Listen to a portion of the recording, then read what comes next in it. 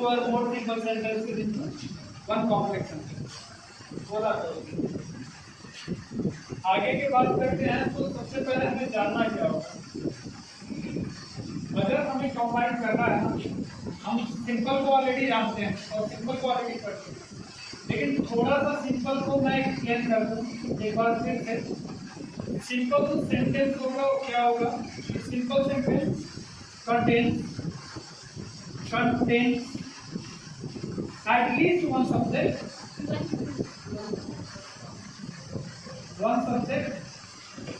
and one predicate। Simple की मैं बात कर रहा हूँ, मैं कॉम्प्लेक्स की बात नहीं कर रहा। हाँ, कॉम्प्लेक्स की अगर बात करेंगे तो ऐसा मैंने कॉम्प्लेक्स, जब हम कॉम्प्लेक्स सेंटेंस की बात करें तो बोल सकते हैं आप सिंपल का डेफिनेशन और कॉम्प्लेक्स का डेफिनेशन सिंपल से दे रहे हैं, जबकि ये अलग है।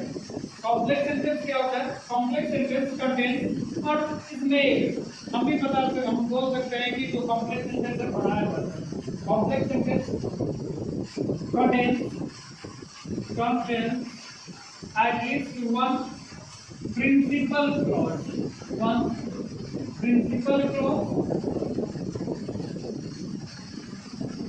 and one or more subordinate clauses or more subordinate clauses।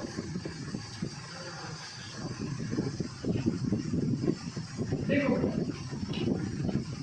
Complex को पहचाना जाता है तो प्रिंसिपल एंड सबऑर्डिनेट से, इसमें कोई डाउट नहीं कि एक कॉम्प्लेक्स अगर हमें बनाना है तो हमें एक प्रिंसिपल क्लॉज और एक सबऑर्डिनेट क्लॉज की जरूरत पड़ेगी।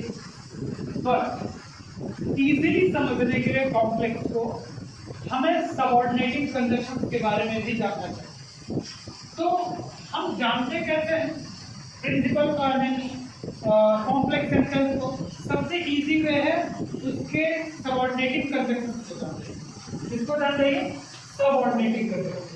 They both, I mean these two clauses या बोथ क्लॉजेस, ये जो दोनों क्लॉजेस होते हैं, जो आपका प्रिंसिपल क्लॉज होगा या जो आपका सबऑर्डिनेट क्लॉज होगा, ये दोनों के दोनों क्लॉज क्या होंगे, are joined with or combined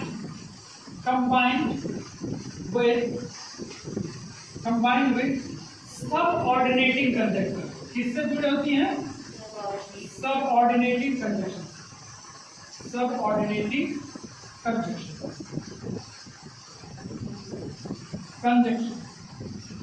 अब हमारे लिए इंपॉर्टेंट क्या हो गया, अगर हमें कॉम्प्लेक्स को कंबाइन करना सीखना है, कॉम्प्लेक्स को अगर हमें कंबाइन करना सीखना है या दो या दो से अधिक सिंपल सेंटेंसेस को मिला करके एक कॉम्प्लेक्स बनाना सीखना है, तो डेफिनेटली हमें जानना पड़ेगा क्या कि सबऑर्डिनेटिंग कंजंक्शंस क्या होते हैं। जैसा हमें पता है कि कंजंक्शन के दो टाइप होते हैं, एक सबऑर्डिनेटिंग कंजंक्शन होता है, एक कोऑर्डिनेटिंग कंजंक्शन, और ऑलरेडी हम कंपाउंड सेंटेंस में पढ़ चुके हैं कोऑर्डिनेटिंग। ठीक, अब हम पढ़ रहे हैं कॉम्प्लेक्स, तो हमें इसमें पढ़ना पड़ेगा subordinating. So let's talk about subordinating conjunction. So what is the subordinating conjunction? तो सबऑर्डिनेटिंग कंजंक्शन करता क्या है, सबऑर्डिनेटिंग कंजंक्शन प्रिंसिपल क्लॉज और सबऑर्डिनेट क्लॉज को जोड़ने का काम करता है। सबऑर्डिनेटिंग कंजंक्शन किसको जोड़ने का काम करता है, प्रिंसिपल क्लॉज और सबऑर्डिनेट क्लॉज, प्रिंसिपल क्लॉज और सबऑर्डिनेट को जोड़ने का काम करता है। और ये दो टाइप का होता है। पहला टाइप क्या होता है, फर्स्ट टाइप क्या होता है, फर्स्ट टाइप होता है relative pronoun. There are two types of subordinating conjunction, relative pronoun. हम इसको आरटी बोल दें चलेगा, दूसरा क्या है हमारा रिलेटिव एडवर्ब, और इसको आर तो बोल सकते हैं ना, कोई दिक्कत नहीं। चलिए, तो firstly I'm going to talk about, मतलब हम सबसे पहले बात करने जा रहे हैं रिलेटिव प्रोनाउंस के बारे में। इसके बारे में रिलेटिव, तो इसको अच्छे से हमें एक्सप्लेन करना पड़ेगा। तो ये रिलेटिव प्रोनाउंस कौन कौन से होते हैं? दे आर, whom और who। बेटा मैंने रिलेटिव प्रोनाउन को भी कम से कम 3 पार्ट में बांट रखा है। 3 पार्ट में रिलेटिव प्रोनाउन को बांट रखा है। ये 3 की 3 क्या है? They are used for person, they are used for person. इन तीनों को यूज किया जाता है पर्सन के लिए। लेकिन अगर हु के बारे में बात करें, it's a subjective and this one is object and this one is possessive case. ये पॉजिटिव केस के लिए लगेगा। पॉजिटिव केस मींस जो प्रोनाउंस में या एडजेक्टिव में his, my, our, your, zero, ये सब जो यूज किया जाता है ना, उनको रिप्लेस करने के लिए, जब वो किसी नाउन से कनेक्ट करेंगे ना, उनको रिप्लेस करने के लिए इसका यूज किया जाता है। तो हु का यूज किया जाता है एज अ सब्जेक्ट, जो पिछली क्लास में बताया गया। हुम का यूज किया जाता है एज एन ऑब्जेक्ट, जो ये भी पिछली क्लास में बताया गया। आगे रिलेटिव प्रोनाउंस को पिछली क्लास में हम ऑलरेडी पढ़ चुके हैं। ठीक, अच्छा इनके अलावा भी ये हमारा फर्स्ट पार्ट है, ये हमारा रिलेटिव प्रोनाउन का फर्स्ट पार्ट है। अब सेकंड पार्ट की बात करते हैं। तो सेकंड पार्ट क्या हो सकता है इसका? They are, which and second one is that. अब इनकी बात कर लेते हैं। सेकंड पार्ट थोड़ा सा एक्सप्लेन मैं करना चाहूंगा। ये यूज किसके लिए किया जाता है? ये यूज किए जाते हैं थिंग्स, आइडियाज, और कुछ भी है। हम इसको नॉन लिविंग थिंग्स भी बोल सकते हैं। क्या बोल सकते हैं? Non living condition. लेकिन दोनों में डिफरेंट क्या है? विच और दैट, इन दोनों का यूज कर सकते हैं। अच्छा, एनिमल्स के लिए भी यूज कर सकते हैं। किसके लिए यूज कर सकते हैं? एनिमल्स के लिए भी यूज कर सकते हैं। मैं बता देता हूँ, मैं लिख लेगा। लेकिन विच किसके लिए करते हैं और दैट किसके लिए करते हैं? दैट तब किया जाता है जब नाउन को क्या किया जाए?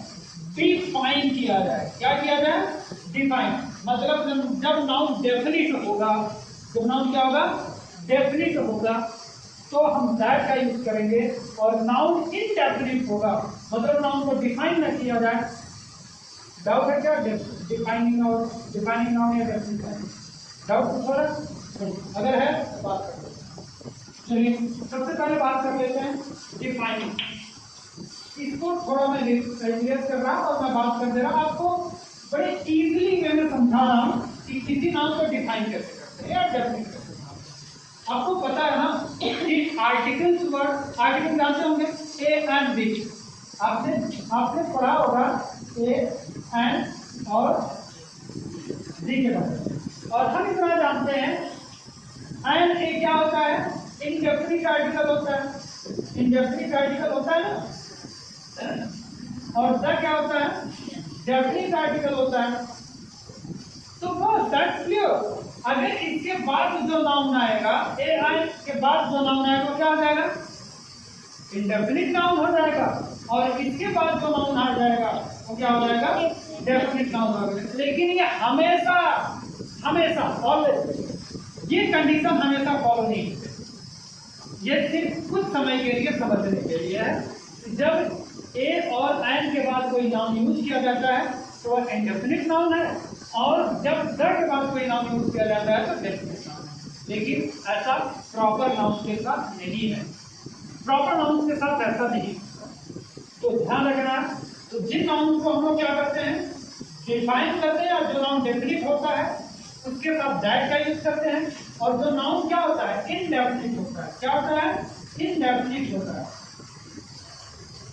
उसको उसके साथ हम लोग कौन सा कंजक्शन यूज कर सकते हैं? रिलेटिव प्रोनाउन में विच का कंजक्शन यूज करते हैं। पहले आप लोग इतना नोट करेंगे।